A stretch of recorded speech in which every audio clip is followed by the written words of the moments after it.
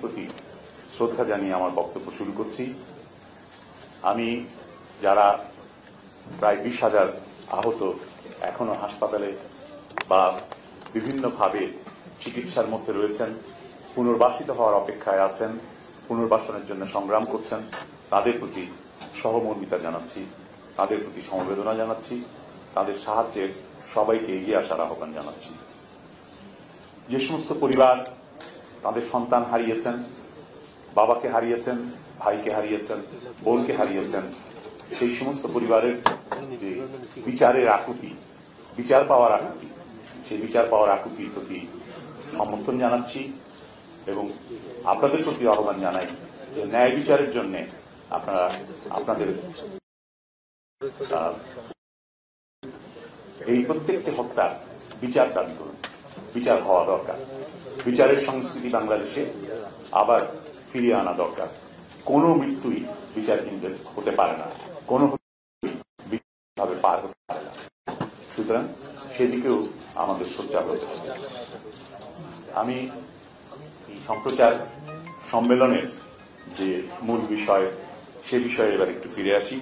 যেহেতু গণমাধ্যম সংস্কার কমিশনের প্রধান হিসাবে আমি এখানে উপস্থিত হয়েছি, শুরুতেই বলে নিই, আসলে গণমাধ্যম সংস্কার কমিশনের পক্ষ থেকে আমি কোনো বক্তব্য এখন রাখছি না। আমরা আসলে কমিশন থেকে শুধু শুনছি। এখন আমাদের শোনার পালা। এই গণমাধ্যমের মধ্যে যারা কাজ করেন, গণমাধ্যমের যারা অংশীদার, সেটা মালিক, সম্পাদক এবং সাংবাদিকরা, অন্যান্য কর্মচারী, পাঠক, শ্রোতা, দর্শক সবাই তাদের বক্তব্য শুনতে চাই। তারা কিভাবে দেখেন এই গণমাধ্যমকে, গণমাধ্যমকে তারা বিশ্বাস করেন কতটা, বিশ্বাস না করলে কেন করেন না, তারা কি ধরনের গণমাধ্যম চান, আমরা সেটা শুনতে চাই। তার আলোকেই আসলে আমাদের সুপারিশমালা তৈরি করতে হবে। সুতরাং এই মুহূর্তে গণমাধ্যম সম্পর্কে যদি কোনো অবজারভেশন আমার বা পর্যবেক্ষণ আমি বলে ফেলি, সেটা আমার ব্যক্তিগত মতামত, কমিশনের কিন্তু নয়।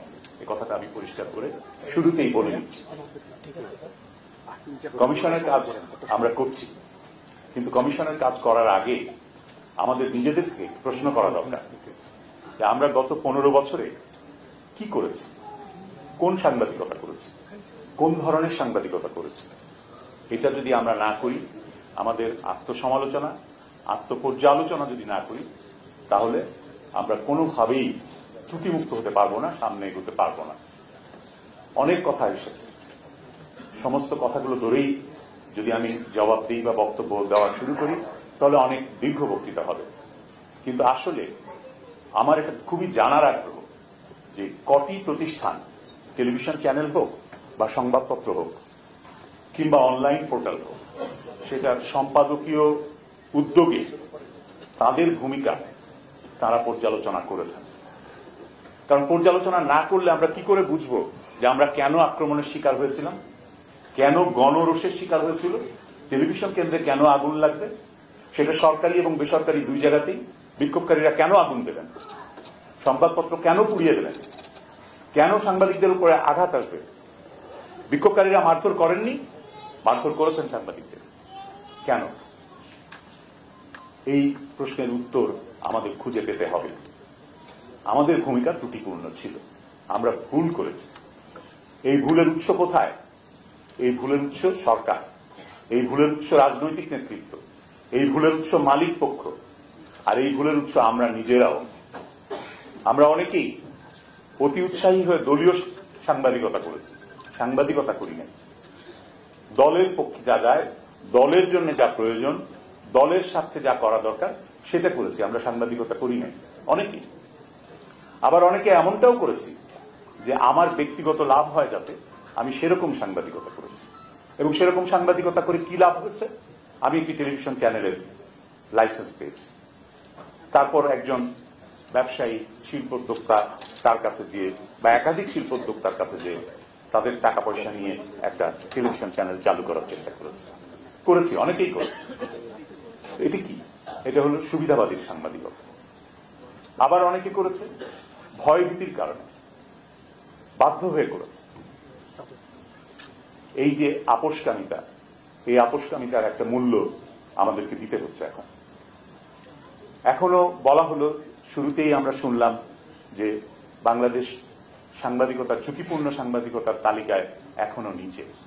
এই এখনো নিচে এটা কিন্তু এই সরকারের, তত্ত্বাবধায়ক সরকার বা অন্তর্বর্তী সরকারের দায় না, এটা কিন্তু ধারাবাহিক যে পুরনো ধারাবাহিকতা রয়েছে, যে উত্তরাধিকার রয়েছে, গত বছরের যে হিসাব, সেই হিসাবের পটভূমিতেই কিন্তু আমাদের অবস্থান বিশ্বে এখনো তলানিতে। কিন্তু এখন তো আপনারা স্বাধীনভাবে লিখতে পাচ্ছেন, আমরা স্বাধীনভাবে কথা বলতে পারছি। এখন অনেক কাহিনী প্রকাশিত হচ্ছে পত্রপত্রিকায়, যেসব কাহিনী আগে বলা যেত না, কারণ বলার একটা কনসিকুয়েন্স আছে বলে, এবং সেই কনসিকুয়েন্স ভয়াবহ, পরিণতিটা ভয়াবহ বলে একটা আশঙ্কা ছিল, একটা ভয়ের পরিবেশ ছিল। সেই ভয়ের পরিবেশের কারণে অনেক কথা বলা যায়নি, সেই কথাগুলো এখন বলা যাচ্ছে। কিন্তু তারপরেও অনেকের মধ্যে কিন্তু সেই অভ্যাসটা রয়ে গেছে, স্বনিয়ন্ত্রণের অভ্যাস, সেলফ সেন্সরশিপ থেকে আমরা এখনো বেরোতে পারি। আমাদেরকে বেরোতে হবে, আমাদেরকে সাহস করে কথাটা বলতে হবে। এই যে মাত্র কদিন আগে দক্ষিণ কোরিয়ায় একটা সামরিক অভ্যুত্থানের সামরিক আইন জারি করে প্রেসিডেন্ট সে দেশে তার ক্ষমতা করায়ত্ত করতে চেয়েছিলেন, সংসদকে ভেঙে দিতে চেয়েছিলেন।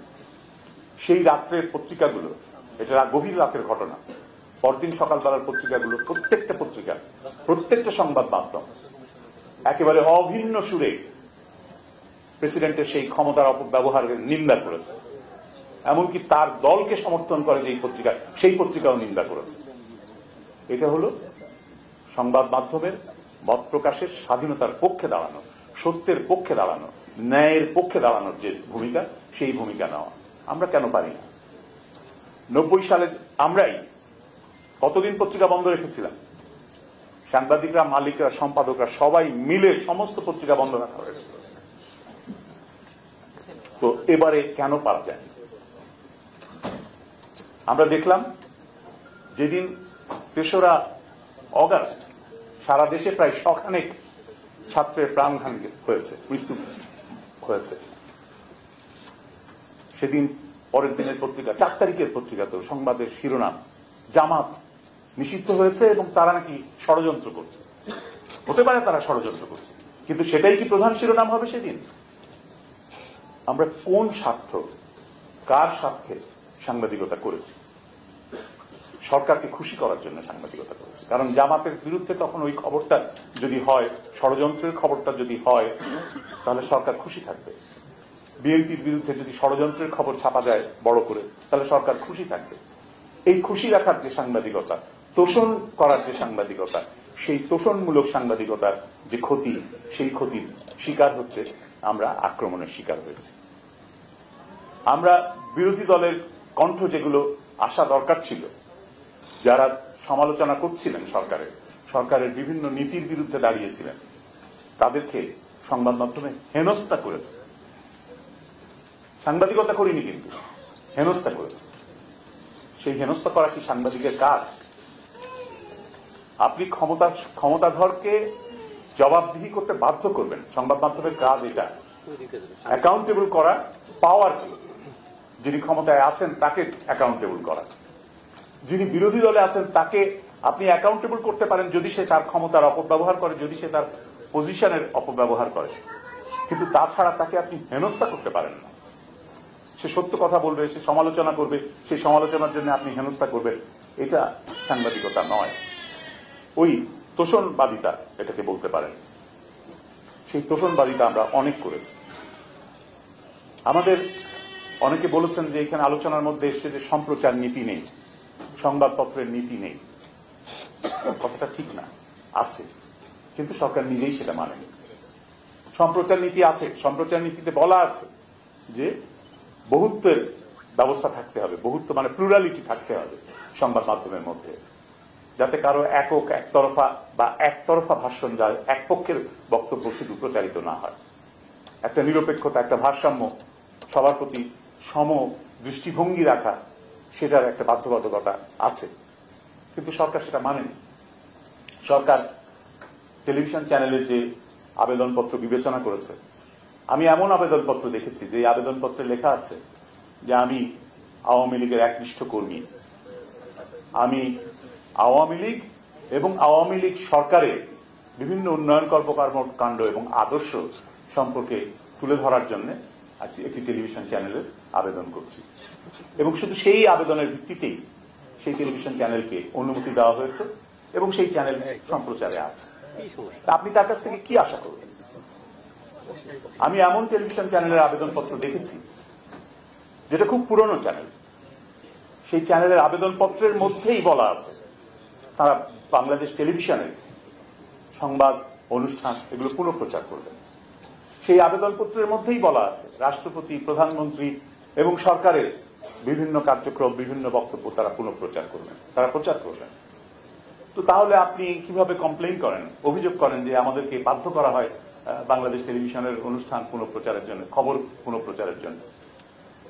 যখন মালিক এই অঙ্গীকার দিয়ে এসে লাইসেন্স নিয়েছেন তখন সেটা তো হবেই।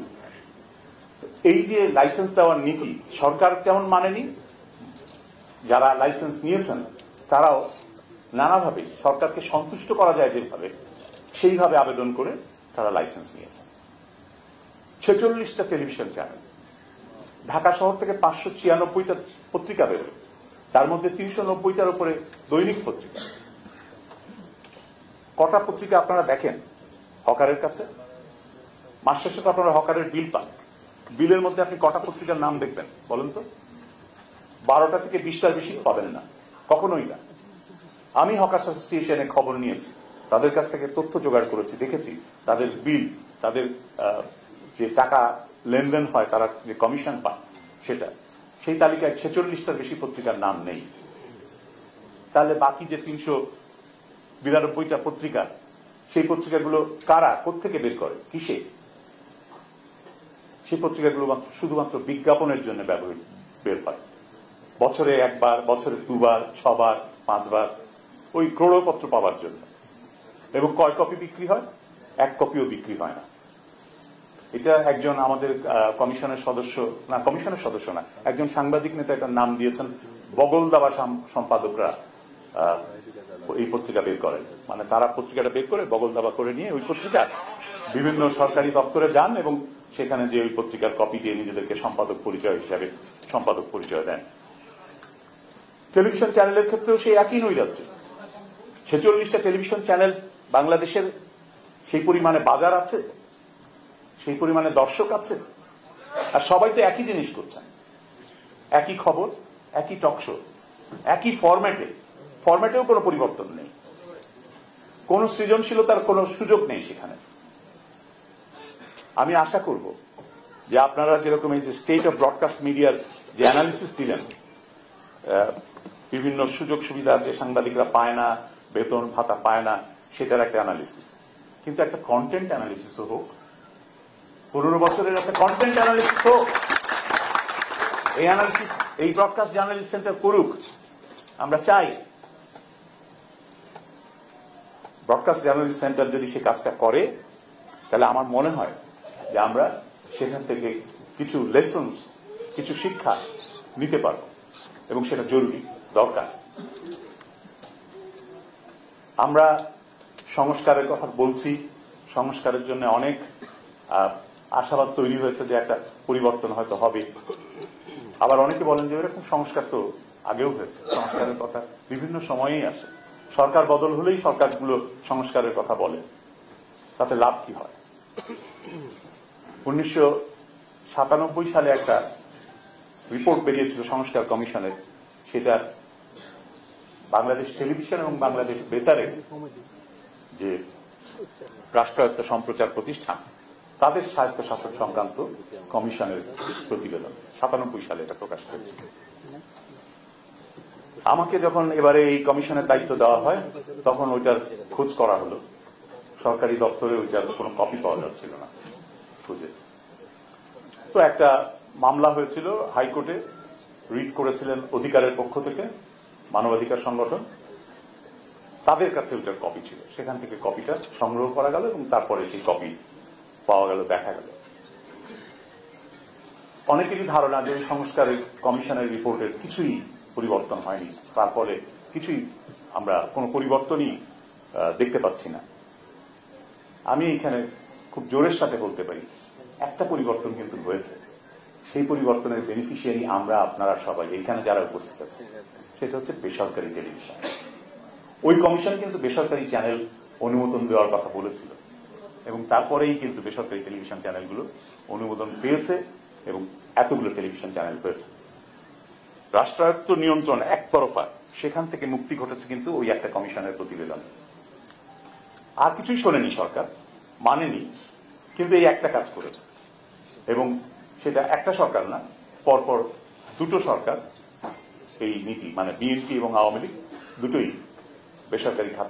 বেসরকারি খাতকে টেলিভিশনে অনুমোদন দিয়েছে এবং টেলিভিশন শিল্প সেভাবে বিকশিত হয়েছে। এই কথাটা বিকশিত বলাটা বোধহয় ঠিক হবে না, কারণ আমি তো বললাম যে এক ধরনের নৈরাজ্য তৈরি হয়েছে। 46টা চ্যানেল, বাজারে চাহিদা নেই তারপরেও চ্যানেল। এখন নাকি আবার আর একটা টেলিভিশন চ্যানেলের বিজ্ঞাপন দেখলাম বড় করে যে তারা আসবে এবং তাদের রিক্রুটমেন্টের জন্য একটা চটকদারি বিজ্ঞাপনও দেওয়া হয়েছে। তো আপনারা টেলিভিশন চ্যানেল করছেন, ভালো কথা, কিন্তু টেলিভিশন চ্যানেলের জন্য যেই সুযোগ সুবিধা থাকা দরকার সেই শর্তগুলো কি পূরণ করছেন? আমরা শুনলাম যে একটা পত্রিকায় আজকে সকালে এখানে এসেই শুনলাম যে টেলিভিশন চ্যানেলে মাত্র 7 জন রিপোর্টার আছে। 7 জন রিপোর্টার একটা 24 ঘন্টা টেলিভিশন চ্যানেল, নিউজ চ্যানেল কিভাবে চালাবেন? 24 ঘন্টা সময় ভরবেন কি দিয়ে? অবিশ্বাস্য। সংবাদপত্র বের করার ক্ষেত্রে সংবাদপত্রের নীতিমালায়, সরকারের নীতিমালায় আছে যে একটি 8 পাতার পত্রিকা বের করতে হলে সেই পত্রিকার জন্য সম্পাদকের যোগ্যতা হচ্ছে ন্যূনতম 5 বছরের সাংবাদিকতা এবং তার অন্তত 13 জন সাংবাদিক থাকতে হবে সেই প্রতিষ্ঠানে। তারপরে অফিসের মধ্যে আরো কি কি থাকতে হবে সেই সমস্ত শর্তগুলো আছে। টেলিভিশনের ক্ষেত্রে এরকম কিছু নেই, সেরকম কিছু দেখার প্রয়োজন নেই। আপনি 7 জন সাংবাদিক দিয়ে একটা টেলিভিশন চ্যানেলের অনুমোদন দিয়ে দিলেন, যে চ্যানেল নিউজ এবং অনুষ্ঠান করবে। তো সেই অনুষ্ঠান তো সেরকমই হবে, যা সরকারের তরফ থেকে চাওয়া হবে, সরকারের সাহায্যের উপরে যদি আপনি নির্ভরশীল হয়ে থাকেন তাহলে সেভাবেই হবে। আমাদের এই দিকগুলো বিবেচনায় নিতে হবে। সম্প্রচার সাংবাদিকদের জন্য আলাদা বেতন কাঠামো সেটা নেই। সংবাদপত্রের জন্য একটা ওয়েজ বোর্ড ছিল। সংবাদপত্রের সাংবাদিকদের যে ইউনিয়নগুলো, তাদের সাথে কথা বলেছি, মালিকদের সাথে কথা বলেছি, বিভিন্ন আরো স্টেক হোল্ডারদের সাথে কথা বলেছি। সবাই খুবই ক্ষুব্ধ যে ওয়েজ বোর্ড আসলে কার্যকর হয় না। নবম ওয়েজ বোর্ড ছিল, সেই নবম ওয়েজ বোর্ডের বিরুদ্ধেও মামলা হয়েছে, কিন্তু এখনো এমন কাগজ আছে যেই কাগজে 4th ওয়েজ বোর্ডে বেতন হয়, মানে তার আগের আরো 5টা ওয়েজ বোর্ড তারা বাস্তবায়ন করেন। ওয়েজ বোর্ড একেবারেই ইনএফেক্টিভ হয়ে গেছে, কিন্তু তারপরেও দেখা যাচ্ছে যে এই ওয়েজ বোর্ডের সার্টিফিকেট নিয়ে তারা পত্রিকাগুলো উচ্চ রেটের, মানে উচ্চ মূল্যে বিজ্ঞাপন পাচ্ছে সরকারের কাছ থেকে এবং সেখান থেকে তাদের যে মুনাফা হচ্ছে সেই মুনাফায় তারা চলছে, কিন্তু সাংবাদিকরা লাভবান হচ্ছেন না, সাংবাদিকদের বেতন ভাতা পাচ্ছে না। সাংবাদিকদেরকে একেবারেই কঠিন অবস্থার মধ্য দিয়ে জীবনযাপন করতে হচ্ছে, দুর্বিষহ অবস্থার মধ্য দিয়ে জীবনযাপন করতে হচ্ছে। টেলিভিশনের ক্ষেত্রেও এটাই হচ্ছে। টেলিভিশন তো ওয়েজ বোর্ডের মধ্যে নেই এবং প্রত্যেকটা হাউসই নিজস্বভাবে ইন্ডিপেন্ডেন্টলি আলাদা আলাদা কন্ট্রাক্টের ভিত্তিতে অ্যাপয়েন্টমেন্ট দেয়। সেই কন্ট্রাক্ট কোথাও প্রতিপালিত হচ্ছে অথবা কোথাও হচ্ছে না, সেটা দেখারও কোনো ব্যবস্থা নেই। ফলে যেই তালিকা, যেই কি বলে পরিসংখ্যান এখানে শারমিন তুলে ধরেছেন যে কয়েকটি প্রতিষ্ঠানে 5 মাস পর্যন্ত বেতন বাকি আছে। 5 মাস পর্যন্ত বেতন বাকি থাকলে সেই সাংবাদিক কিভাবে কাজ করবে? তার পরিবারকে যদি 5 মাস তিনি খাওয়াতে না পারেন, তার পরিবারকে যদি 5 মাসের সেই পরিবারের থাকার জায়গার যদি ভাড়া দেওয়া না যায়, বাসা ভাড়ার সংস্থান না হয়, তাহলে তুমি কি সাংবাদিকতা করবে? তো এই যে সাংবাদিকদের মধ্যে এই যে সমস্যাগুলোর মানে আমরা দেখছি, এগুলো মোকাবেলা করার উপায় কি? উপায় হচ্ছে সাংবাদিকদের ঐক্য। সাংবাদিকদের মধ্যে সেই ঐক্যটা নেই। সাংবাদিকদের মধ্যে সেই ঐক্যটা ভেঙে গেছে মূলত দুটো কারণে। একটা হচ্ছে রাজনৈতিক সুবিধাবাদ, আমরা দল করি বেশি, সাংবাদিকতার চাইতে আমাদের দলের প্রতি আনুগত্য বেশি, যেই কারণে দলীয় ইউনিয়ন হয় সাংবাদিকদের ইউনিয়ন, আর একটা হচ্ছে যে না আমরা ব্যক্তিক সুবিধার জন্য অনেক ক্ষেত্রেই অনেক প্রতিষ্ঠানেই প্রাতিষ্ঠানিক সুবিধা শুধুমাত্র নিজেদের জন্য নিশ্চয়তার ব্যবস্থা করি, অন্যদের জন্য করি না। আমি একটু আগেই বলেছি যেভাবে টেলিভিশন লাইসেন্স অনেক সাংবাদিক নেতার নামে হয়েছে, অনেক সাংবাদিকের নামে হয়েছে, প্রমিনেন্ট সাংবাদিকের নামে, এবং তারা তাদের সুযোগ সুবিধাটাই খালি দেখেছেন। তাদের অন্যান্য সহকর্মী যাদেরকে নিয়োগ দিচ্ছেন, অন্যান্য সাংবাদিক কর্মচারী কৌশলী, তাদের ক্ষেত্রে সেটা অতটা গুরুত্ব পায় না। এইখানে এই দুরবস্থার থেকে যদি বেরিয়ে আসতে হয় তাহলে দরকার একটা সাংবাদিকদের ঐক্য এবং ঐক্যবদ্ধ ইউনিয়ন। সেটা নেই। সেটা আপনারা করবেন কিনা, কিভাবে করবেন, সেগুলো আপনাদের বিষয়। কিন্তু যতক্ষণ পর্যন্ত সেরকম ইউনাইটেড ভয়েস না থাকবে, ঐক্যবদ্ধ কণ্ঠ শোনা না যাবে, ততক্ষণ পর্যন্ত এই দুরবস্থা চলতেই থাকবে। সেটা কোনো সংস্কার কমিশনের সংস্কারের সুপারিশে কাজ হবে বলে আমার মনে হয় না। সুতরাং আমাদেরকে সেদিকটাও বিবেচনায় রাখতে হবে।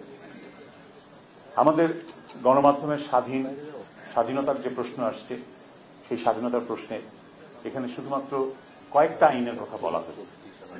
আমরা কমিশনের আলোচনায় দেখেছি অন্তত 32টা আইন আছে যেগুলো প্রত্যক্ষ বা পরোক্ষভাবে সংবাদ মাধ্যমের স্বাধীনতাকে ক্ষুণ্ণ করে, বাধাগ্রস্ত করে। তা আমাদের এই সমস্ত আইনগুলো নিয়ে কথা বলতে হবে, এই আইনগুলোর পরিবর্তনের কথা বলতে হবে। আমি তো এক ডিজিটাল নিরাপত্তা আইনের বিরুদ্ধেই 50টির বেশি বাংলা এবং ইংরেজিতে নিবন্ধ লিখেছি, তারপরেও সেটা বাতিল করানো যায়নি। শেষ পর্যন্ত বাতিল হয়েছে এই সরকার পরিবর্তনের সময় বা এই রূপান্তরের মধ্যে। এখনো বোধহয় সরকার আনুষ্ঠানিকভাবে বাতিল করেন, বলেছে যে বাতিল হবে। সেই 7 দিন কিন্তু শেষ হয়নি। আইন উপদেষ্টা বলেছিলেন যে আগামী 7 দিনের মধ্যে এটা বাতিল হবে, কিন্তু সেটা এখনো সেই বাতিলের ঘোষণাটা আসে। কেন আসেনি? আমলাতান্ত্রিক জটিলতায় কোথাও আটকে আছে হয়তো কোনো মামলা নিষ্পত্তির প্রশ্ন, কোনো মামলার জটিলতার প্রশ্ন ইত্যাদি। সেটা যাই হোক, এই আইনগুলোর ক্ষেত্রে আমাদের বিকল্প ভাবতে হবে, যেগুলো কালাকানুন, যেগুলো সংবাদপত্রের স্বাধীনতাকে ক্ষুণ্ণ করে, যেগুলো মত প্রকাশের স্বাধীনতাকে ক্ষুণ্ণ করে, সেগুলো বাতিলের দাবি করতে হবে। এর বিপরীতে সাংবাদিকদের মত প্রকাশের অধিকারের যেমন সুরক্ষা চাইতে হবে, তেমনি সাংবাদিকদের রুটি রুজির যে সুরক্ষা, সেই সুরক্ষাও চাইতে হবে। আর জবাবদিহির প্রশ্ন যেটা এসছে, যে সাংবাদিকদের জবাবদিহির ব্যবস্থা, এটাও থাকা দরকার। সেখানে স্বনিয়ন্ত্রণের কথা এসছে। স্বনিয়ন্ত্রণ অবশ্যই আমাদের সেই স্বনিয়ন্ত্রণের ধারণা থেকেই কিন্তু প্রেস কাউন্সিলের যে আইনটা, সেই প্রেস কাউন্সিলের আইনে ধারণা ছিল যে সেখানে সাংবাদিকদের প্রতিনিধি থাকবেন, সম্পাদকরা থাকবেন, এবং সম্পাদকীয় নীতিমালার যদি কোথাও লঙ্ঘন হয়ে থাকে তাহলে সম্পাদকরা সেটার প্রতিকার দিতে সক্ষম বলে সেই প্রেস কাউন্সিল সেখানে প্রতিকার দিতে পারবে, এই ধারণা ছিল। কিন্তু আইনটা এমন ভাবে হয়েছে যে ওই আইনে দেখা যাচ্ছে যে এই প্রেস কাউন্সিলটা আসলে সরকারেরই একটা এক্সটেনশন হয়ে গেছে। এটা কোনো প্রকৃত স্বাধীনতা নেই। আপনার আইনের মধ্যেই এমন ব্যবস্থা করে রাখা হয়েছে যে ওই কাউন্সিলের যে কমিটি হয়, সেই কমিটির মধ্যে সরকারি প্রতিনিধি, বিভিন্ন দপ্তরের কর্মকর্তা, সচিব পর্যায়ে বা যুগ্ম সচিব পর্যায়ে, তাদের প্রতিনিধিত্ব বেশি। আবার সরকার সমর্থিত বিভিন্ন আধা স্বায়ত্তশাসিত প্রতিষ্ঠান আছে, স্বায়ত্তশাসিত প্রতিষ্ঠান আছে, তাদের প্রতিনিধিরাও আছেন। সব মিলিয়ে দেখা যায় যে দলীয়করণের কারণে ওই প্রতিষ্ঠানটি আর কাজ করে। আমাদের এমন কিছু ভাবতে হবে যেটা দলীয়করণ মুক্ত থাকতে পারে। যদি দলীয়করণের মধ্যে পড়ে যায় কোনো প্রতিষ্ঠান, সেটা আপনি যে প্রতিষ্ঠানই করুন, সেই প্রতিষ্ঠান কাজ করবে না। আমাদের এমআরটিএ মুকুল ভাই বলেছেন যে অম্বুডসম্যান, হ্যাঁ, একটা ভালো পদ্ধতি হতে পারে অম্বুডসম্যান, কিন্তু সেই অম্বুডসম্যান কে নিয়োগ করবেন, কিভাবে নিয়োগ হবে? সে যদি আবার দলীয় হয় তাহলে তো কোনো লাভ হবে না। সে দলের পক্ষই নেবে, নিরপেক্ষভাবে কাজটা করবে না। সুতরাং আমাদেরকে স্বনিয়ন্ত্রণের কথাও ভাবতে হবে। স্বনিয়ন্ত্রণের মডেল অনেক দেশে অনেক রকম আছে। আমাদের প্রেস কাউন্সিলটা শুধুমাত্র সংবাদপত্রের জন্য, টেলিভিশনের জন্য নয়, টেলিভিশনের জন্যও তো একটা স্বনিয়ন্ত্রণ প্রতিষ্ঠান দরকার। টেলিভিশনের নিয়ন্ত্রণের জন্য যে অফকমের কথা বলা হলো, যে যুক্তরাজ্যের অফকম কিংবা যুক্তরাষ্ট্রের এফসিসি এবং অফকম যে কাজটা করে, ঠিক একই মডেলের চিন্তা করে বাংলাদেশে কিন্তু এই যেটা আপনার BTRC, Bangladesh telecom regulatory commission, BTRC করা হয়েছিল। কিন্তু সেই বিটিআরসি কাজ করেনি। বিটিআরসিও সরকারি প্রতিষ্ঠানে পরিণত হয়েছে। সব দেশেই ওই এফসিসি বলুন, অফকম বলুন, তাদের কিন্তু এক ধরনের নিয়ন্ত্রণ ক্ষমতা থাকে হলো আপনার প্রচার তরঙ্গের বিষয়ে, ফ্রিকোয়েন্সি, কমিউনিকেশনের যে মূল প্রযুক্তিগত বিষয়, প্রকৌশলগত বিষয়, সেই ফ্রিকোয়েন্সির উপরে সরকারের একটা নিয়ন্ত্রণ থাকে, কারণ সেটার একটা আলাদা নিরাপত্তাগত ইস্যু রয়েছে। কিন্তু সংবাদপত্র বা সংবাদ মাধ্যম হিসাবে যখন, সংবাদ প্রতিষ্ঠান হিসাবে যখন টেলিভিশন কিংবা রেডিওর প্রশ্ন আসে, তখন অফকমের যে ভূমিকা, সেই ভূমিকাটা কিন্তু ওই নিয়ন্ত্রকের ভূমিকা না। তখন তার ভূমিকাটা হচ্ছে অনেকটাই আমাদের প্রেস কাউন্সিলের যে আদল, সেই প্রেস কাউন্সিলের আদলেই কাজ করতে হয়। সেখানেও আমাদের ভাবা দরকার যে আমাদের এখানে যে প্রতিষ্ঠানটা আছে, সেই প্রতিষ্ঠানটাকে কিভাবে সংস্কার করা যায়, পরিবর্তন করা যায়, অথবা বদলে ফেলে নতুন আর কিছু করা যায় কিনা। এই সমস্ত বিষয়গুলো নিয়ে আমাদের অনেক আলাপ আলোচনার প্রয়োজন আছে। আমাদের কমিশনের সামনে কাজ অনেক। একটা হচ্ছে সংবাদপত্র, একটা হচ্ছে বেসরকারি টেলিভিশন, একটা হচ্ছে বেসরকারি রেডিও। আমরা রেডিওর কথা কিন্তু আমি আলাপ করি নাই। এফএম রেডিও আছে, কমিউনিটি রেডিও আছে, সুতরাং এটা ভুলে গেলে চলবে না। আর একটা হচ্ছে অনলাইনের পোর্টাল। এখন সবাই অনলাইন করে, সেটা আপনি টেলিভিশন থাকলেও অনলাইন করছেন, পত্রিকা থাকলেও অনলাইন হচ্ছে। অনলাইন বলে যে অনলাইন পোর্টালগুলো ছিল, সেগুলো তো আছেই। সুতরাং অনলাইনের যে বাস্তবতা, সেটাও আর একটা ক্ষেত্র। আর রাষ্ট্রায়ত্ত বেতার, টিভি, বাংলাদেশ সংবাদ সংস্থা, এই প্রতিষ্ঠানগুলোর স্বায়ত্তশাসনের কি হবে, অথবা সেখানে সাংবাদিকতা, স্বাধীন সাংবাদিকতা হবে কি না, এসব প্রশ্ন নিয়ে আমাদের আলোচনা করতে হবে। এবং সে কারণেই আমরা এখন সারা দেশেই মানুষের মতামত নিচ্ছি, বিভিন্নভাবে নিচ্ছি। আমি বলেছি স্টেক হোল্ডারদের কথা, অংশীজনদের কথা।